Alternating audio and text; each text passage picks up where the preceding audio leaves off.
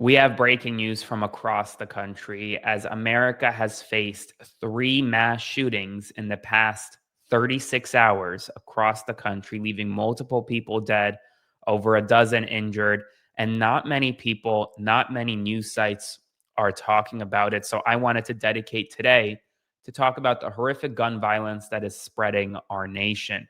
There were three mass shootings in the past 36 hours, and then a fourth shooting at a Texas library that we're going to cover. The first shooting, one person was killed and six others have been injured at Lincoln University in Pennsylvania during Lincoln University's homecoming.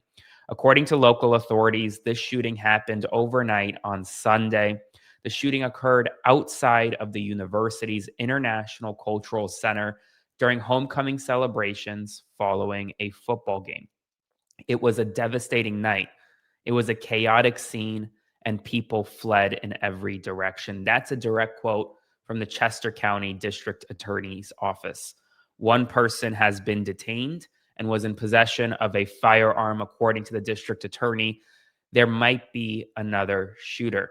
Officials do not believe the incident was a planned mass shooting, but they say they are investigating it with the full power of federal, state, and local law enforcement.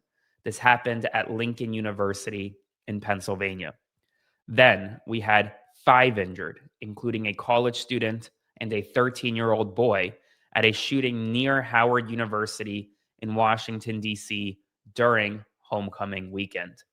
Three men, one woman, and a 13-year-old boy all sustained, thankfully, non-life-threatening gunshot wounds, according to the Washington, D.C. Metropolitan Police Department. Two suspects have been taken into custody. They were all of the victims were, quote, conscious and breathing. DC Fire and EMS responded to the scene, transporting the victims to local area hospitals.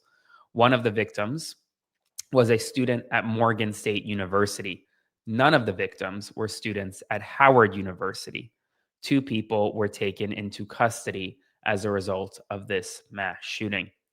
Then 13 were shot, two were killed at a mass shooting in North Carolina at a large party in rural North Carolina.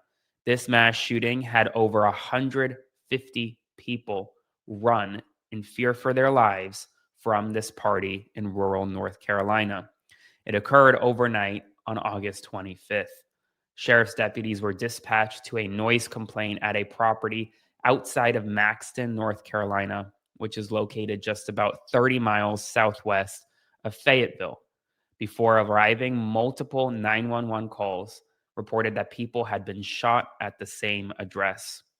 According to Sheriff Parnas Wilkins, over 150 people ran from the party before local law enforcement arrived. And at the party, deputies found two people dead at the scene. The wounded ranged in ages from 17 to 43. A number of them remain in critical condition. Officials say that people posted multiple videos to social media showing guns, alcohol, and teenagers at this party. As it currently stands, this is the largest shooting in recent memory in Robeson County, and no one has been apprehended. No one has been apprehended as of this post. And finally, not a mass shooting, but a shooting nonetheless. One person was taken to the hospital after a critical incident shooting at an Austin Central Library in Texas. The Austin Police Department confirmed that there is at least one victim, though the nature of the incident was not immediately provided. This was yet another shooting in the United States of America, although it was not a mass shooting because you have to have at least four people shot for a shooting to be considered a mass shooting. But I will just say this. The fact that in 2025, we are having to discuss technicalities over whether something is labeled just a regular shooting or a mass shooting exemplifies the problem that we are in as a society. Because in 2025, there are more mass shootings than we have had days in the year. Let that sink in. More mass shootings than days in the year. And it's happening across the country, from Pennsylvania to North Carolina to the District of Columbia this weekend. But in the past week, we've had mass shootings in California, in Delaware, in Alabama, Mississippi, Ohio, Texas, Oklahoma, Illinois, and South Carolina. Mass shootings have gripped the nation. Mass shootings are occurring everywhere, from house parties to homecoming games. And there is nothing that leaders are doing to stop it. Every weekend, I make the same video. I talk about more lives lost at the hands of gun violence. I talk about more mass shootings that are occurring in our nation.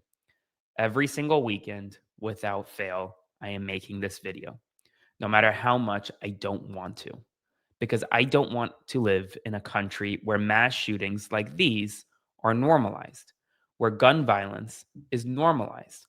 And unfortunately, because we have made this type of environment so normal in America, major media companies won't cover mass shootings like they usually do, unless it is a horrific school shooting or a mass shooting that is somewhat terrorism motivated, for example. You won't see these shootings on mainstream media, and for good reason, because there are so many that even mainstream media can't keep up. And so I will, because gun violence is a stain on the United States of America.